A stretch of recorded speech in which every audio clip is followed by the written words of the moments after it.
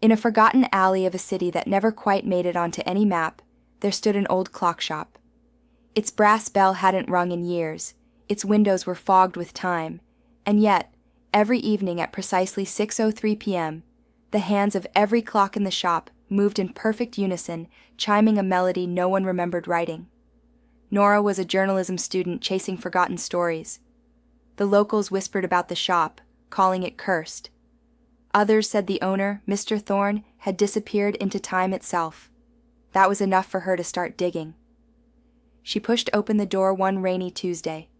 Dust swirled like ghosts, and the scent of oil and oak drifted out. Inside, thousands of clocks ticked softly, harmoniously. It was eerie, comforting, and overwhelming all at once. Behind the counter sat a brass automaton in a waistcoat. It had the look of something built to resemble a man, but not quite convincingly. "Welcome back, Mr. Thorne," it said in a voice like creaking hinges. "I'm not Thorne," Nora said. "I'm just here to ask some questions." The automaton's eyes blinked. Then it stood. "The watchmaker's return protocol has begun." Before she could protest, the shop's clocks began to chime, but in reverse. The world seemed to ripple. Nora fell, not onto the wooden floor, but into darkness. When she awoke, she was in the same shop, but different. The clocks were new, gleaming. Outside the window, carriages passed beneath gaslights. A sign outside read, "Thorne and Daughters, Time Engineers."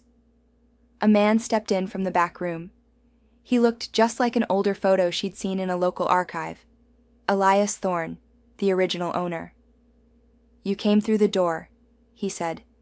"That means you're not just a visitor, you're a keeper now." "A keeper of what?" Nora asked. Thorne smiled grimly. "Time is broken. Always has been. The clocks keep it from falling apart completely. Every so often, someone from outside must come in and help wind the world back together."